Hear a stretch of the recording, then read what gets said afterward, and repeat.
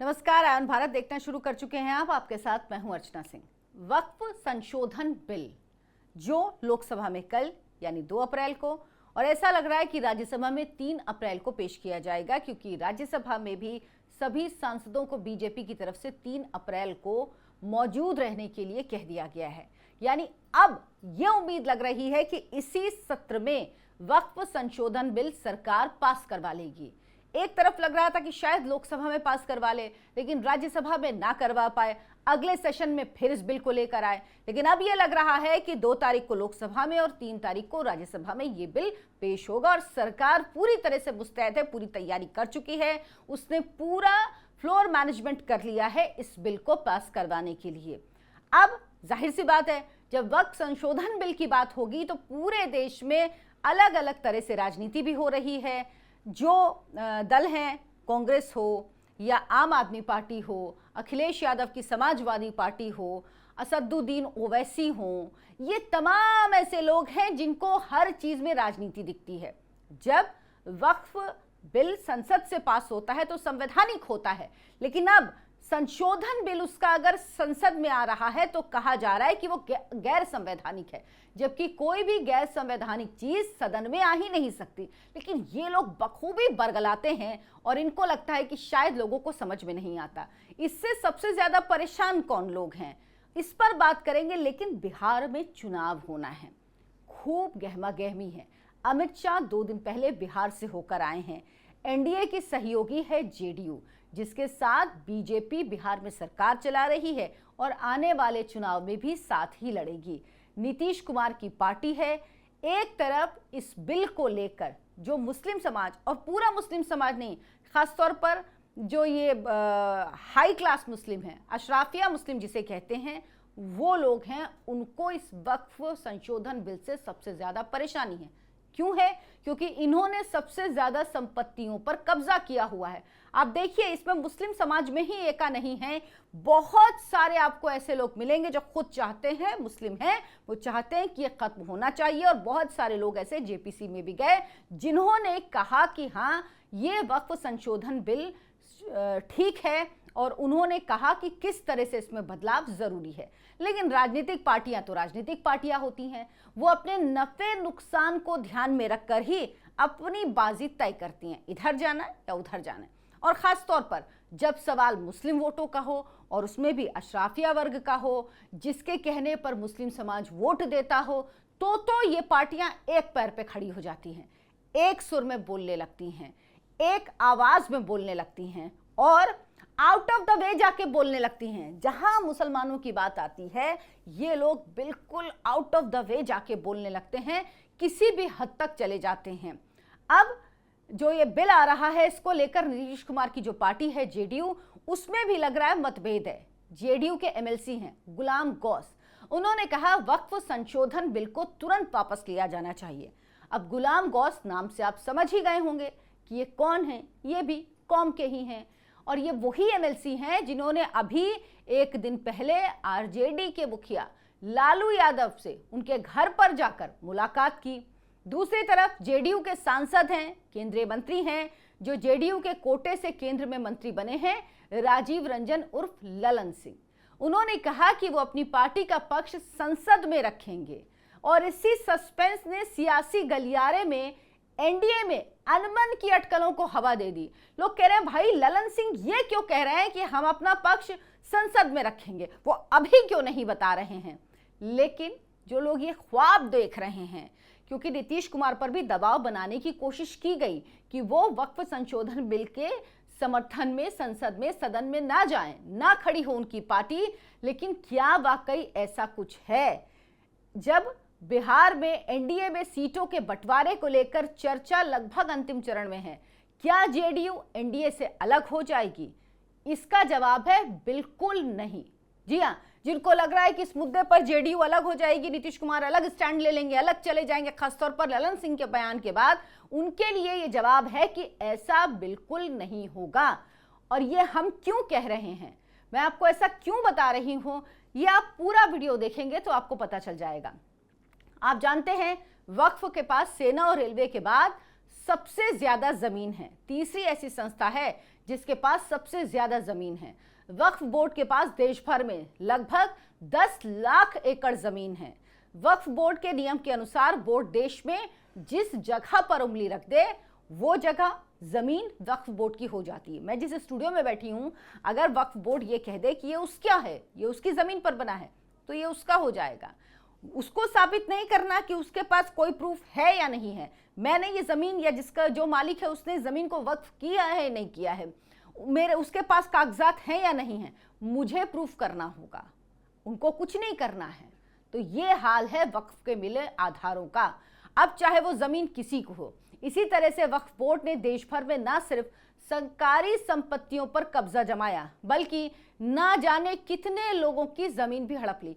और ऐसा नहीं, इस गलतफहमी में मत रहिए कि हिंदुओं की जमीन हड़पी है।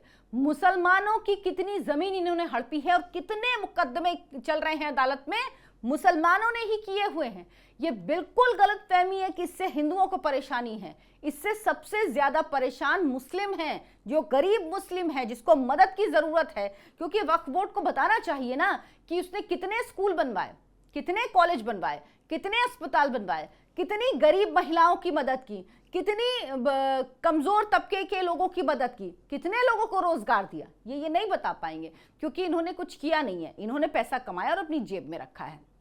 इस वक्त वक्फ बोर्ड को लेकर जो नियम देश में है उसके मुताबिक अगर वक्फ बोर्ड आपकी जमीन पर दावा कर दे तो ये आपको साबित करना होगा कि जमीन आपकी है। वक्फ बोर्ड को इसमें कोई जहमत उठाने की जरूरत नहीं। उससे भी बड़ी बात यह कि वक्फ बोर्ड के दावे को आप अदालत में चुनौती भी नहीं दे सकते।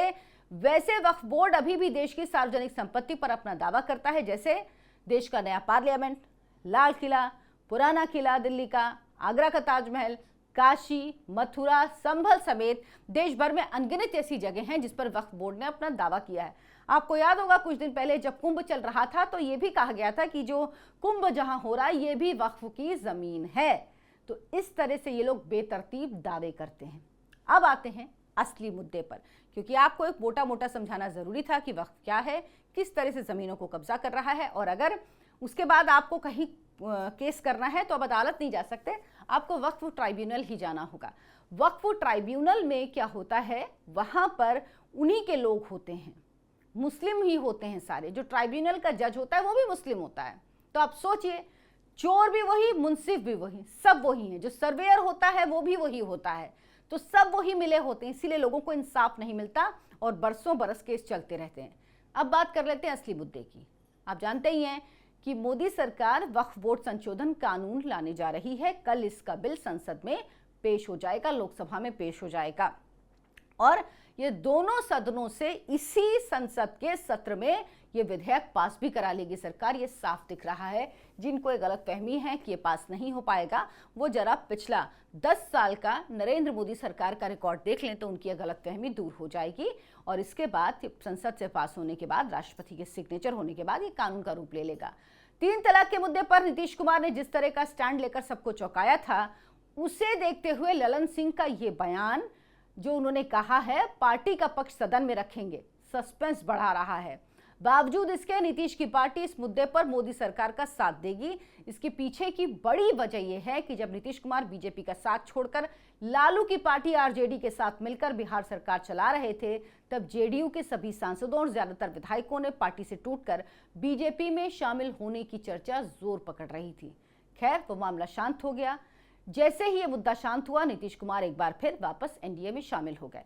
और आपको ललन सिंह, जिनके बयान के आधार पर ये पूरी खिचड़ी पकाई जा रही है, जैसे उन्होंने कहा कि सदन में हम अपना पक्ष रखेंगे, उन ललन सिंह का आपको वो बयान याद होगा जब सदन में ये बिल पेश किया गया था, जब इंट्रोड्यूस किया गया था। उस वक्त ललन सिंह ने जो बोला था वो बीजेपी के सांसदों से भी ज्यादा तीखा बोला था इस बिल के खिलाफ, कि क्यों इसमें संशोधन होना चाहिए। वो सरकार के साथ उस वक्त भी खड़े हुए थे, और इतने जोर शोर से खड़े हुए थे जितने बीजेपी के नेता खुद खड़े नहीं हुए थे। तो नीतीश कुमार अब एनडीए में हैं और वो बार बार कहते हैं कि वो वापस नहीं जाएंगे। बीजेपी के साथ बिहार में सरकार भी चला रहे हैं, वो इधर उधर नहीं जाएंगे। इसकी बड़ी वजह यह है कि नीतीश की पार्टी के सभी सांसद और 70% विधायक बीजेपी के साथ बेहद मजबूती के साथ खड़े हैं। उन्हें अपना और अपनी पार्टी का भविष्य बीजेपी के साथ ही उज्जवल दिखता है। बिहार के राजनीतिक गलियारे से जो खबर निकल रही है उसके अनुसार नीतीश कुमार अगर एक बार फिर पलटी मारकर लालू के पाले में चले भी जाएं तो पार्टी के 70 से 80% विधायक और 100% सांसद बीजेपी में शामिल हो जाएंगे। ये बात नीतीश कुमार को भी बहुत अच्छे से पता है। रही बात चंद्रबाबू नायडू, चिराग पासवान और जयंत चौधरी की, तो सबसे पहले हम बात करते हैं जयंत चौधरी की, जिनके दादा चौधरी चरण सिंह को मोदी सरकार ने भारत रत्न दिया। जयंत चौधरी को केंद्र में मंत्री पद मिला। इतना सब कुछ छोड़कर वो अलग हो जाएंगे, ऐसा संभव ही नहीं हो सकता, क्योंकि उनको पता है कि दूसरी तरफ उनको देने के लिए दूसरी तरफ वालों के पास कुछ नहीं है। तो वो ये गलती तो कभी नहीं करेंगे और वो जानते हैं जब जब वो बीजेपी के साथ आए हैं तब ही वो राजनीतिक रूप से मजबूत हुए हैं। अब चिराग पासवान, जो खुद को मोदी का हनुमान कहते हैं, मुसलमानों के मुद्दे पर उनका स्टैंड हमेशा बीच वाला रहा है। वो इधर उधर कहीं नहीं जाने वाले, चाहे वो कोई भी बात कहें। चिराग खुद को मोदी का हनुमान तो बताते ही हैं, लेकिन एक बात तय मानिए कि वो भले ही आपको लगे कभी कि मुसलमानों के पक्ष में वो बोलते हैं, और बीजेपी जिन बातों को लेकर विरोध करती है वो उसके भी पक्ष में बोलते हैं। उसकी बड़ी वजह है उनका वोट बैंक। उनका जो वोट बैंक है वो दलित और मुस्लिम वोट बैंक है, और बीजेपी भी बिल्कुल नहीं चाहेगी कि वो वोट बैंक चिराग पासवान से छिटके। इसका नुकसान तो अल्टीमेटली बिहार में ही होगा, जहां बीजेपी इस बार सपना देख रही है अपना मुख्यमंत्री बनाने का। तो इसीलिए ये सब बातें जो ऊपर ऊपर की बातें हैं ये होती रहेंगी, लेकिन सदन में समर्थन देंगे चिराग पासवान भी।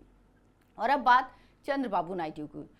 16 सांसदों वाली टीडीपी के मुखिया पहले ही बोल चुके हैं कि वक्फ बोर्ड की 10 लाख एकड़ जमीन पर अवैध कब्जा है। अगर इस संशोधन बिल के जरिए उनकी जमीन से अवैध कब्जा वापस लेकर मुसलमानों के हित में उसका उपयोग किया जाता है तो पार्टी इसका समर्थन करेगी। तो इस तरह से कुल मिलाकर ऐसी स्थिति कहीं बनती नजर नहीं आ रही जैसा हुआ विपक्ष बना रहा है। खासकर कांग्रेस जो है, अखिलेश यादव जो हैं वो विवाद खड़ा कर रहे हैं। राहुल गांधी, अखिलेश यादव जब भी प्रधानमंत्री और मुख्यमंत्री के बारे में सोचते हैं तो ये गाना गाने लगते हैं। जरा सी आहट होती है तो दिल सोचता है कहीं ये वो तो नहीं। वो सोचते हैं कि शायद कभी तो ऐसा हो कि नरेंद्र मोदी चले जाएं, शायद कभी तो ऐसा हो कि योगी चले जाएं। राहुल गांधी सोचते हैं मोदी कभी ना कभी तो जाएंगे तो मैं प्रधानमंत्री बनूंगा। अखिलेश यादव सोचते हैं बेचारे एक बार 2012 में बने, उसके बाद 2 बार लगातार इतनी बुरी स्थिति हुई तो वो सोचते हैं इस बार तो शायद मैं मुख्यमंत्री बने। तो इनका यही सपना है जिसकी वजह से ये मुस्लिम वोटों को जोर से पकड़े रहना चाहते हैं। इनमें से कोई नहीं चाहता कि कोई दूसरा हमसे आगे निकल जाए मुस्लिम वोटों की इस होड़ में, जबकि ये जानते हैं कि वक्फ जो बोर्ड है, वक्फ जो एक्ट है वो संसद से ही पास हुआ था, संसद से ही बना था। तो संसद से बना एक्ट कैसे गैर संवैधानिक हो सकता है अगर उसमें संशोधन की बात हो। संसद से पास कानून किस तरह से धार्मिक मामला हो सकता है जो दिखाया जा रहा है। अब क्या कह रहे हैं समाजवादी पार्टी कि लोगों में विभाजन करने की कोशिश है। भाई काहे का विभाजन, काहे का विभाजन? जब ये बना था, जब ये अधिकार दे दिया गया था कि किसी भी जमीन पर अगर हाथ रख दे वक्फ बोर्ड तो उसकी हो जाएगी, तब ये लोग नहीं बोले थे। लेकिन अब जब उसमें सुधार हो रहा है, सुधार भी किसके लिए? मुसलमानों के फायदे के लिए। ऐसा नहीं कि वो जमीनें हिंदुओं को मिलने लगेंगी या कुछ हो जाएगा। और क्या क्या बात कही जा रही है, आपके मदरसे बंद हो जाएंगे, मस्जिद बंद हो जाएंगी। अरे कुछ नहीं होगा भाई। सीएए के बाद भी यही कहा गया था ना कि आपको कागज दिखाने पड़ेंगे, सारे मुसलमानों को देश के बाहर निकाल देंगे। लागू हो गया सीएए। एक मुसलमान देश के बाहर गया है क्या? एक मुसलमान ने कागज दिखाया है क्या? नहीं। जो इस देश का वो इस देश में। लेकिन क्या नैरेटिव एजेंडा चलाया गया था और किस तरह का माहौल बनाया गया था, क्या हालत कर दी गई थी। वही लोग फिर से एक्टिव हैं, लेकिन ज्यादा कुछ नहीं कर पाएंगे। किसान आंदोलन, सीए का समय बीत चुका। अब जो इनको खाना पानी, खाद्य पानी मिलता था ना, बंद हो चुका है। वो लाइन कट चुकी है ट्रंप के आने के बाद। तो अब सड़कों पर कोई नहीं आ रहा, कुछ नहीं हो रहा। मुसलमान खुद ही नहीं आएगा सड़कों पर, आप देखिएगा। क्योंकि जो आह्वान किया गया all India Muslim personal law board की तरफ से कि अब काली पट्टी बांध के नमाज पढ़िए जुमे की, जो आखिरी अलविदा का जुमा था वो, या ईद के दिन, लोगों ने नहीं किया। बहुत लोगों ने नहीं किया। इसी से समझ में आता ना कितने लोग इनके सपोर्ट में, कितने लोग नहीं है। क्योंकि ये वो लोग हैं ना जिनके पास मोटी संपत्तियां हैं, इन्होंने हड़प की हुई, कब्जा की हुई है। निकलने जाएगी तो डर लगता है भाई, इतना हमारे कब्जे से चीज़ें निकल जाएगी, सरकार हिसाब मांगेगी। हिसाब क्यों नहीं देना चाहिए? क्यों किसी के पास इतना अधिकार होना चाहिए कि उसकी कोई जवाबदेही नहीं है? ऐसा क्यों होना चाहिए? देश का जो संवैधानिक तरीका है, जो कानून का तरीका है, वो वक्फ बोर्ड में क्यों फॉलो नहीं होना चाहिए? और अगर किसी को दिक्कत है तो अदालत तो है ही, आप जाइए अदालत में, ये बिल पास हो जाएगा, विधेयक ये कानून बन जाएगा। आप जाइए अदालत में, चैलेंज कीजिए, कुछ गड़बड़ होगा तो वो सुधरेगा। बाकी आप क्या सोचते हैं इस पर कमेंट करके मुझे ज़रूर बताएं। वीडियो को लाइक करें, शेयर करें और हमारे चैनल आयन भारत को सब्सक्राइब करना ना भूलें। धन्यवाद, नमस्कार।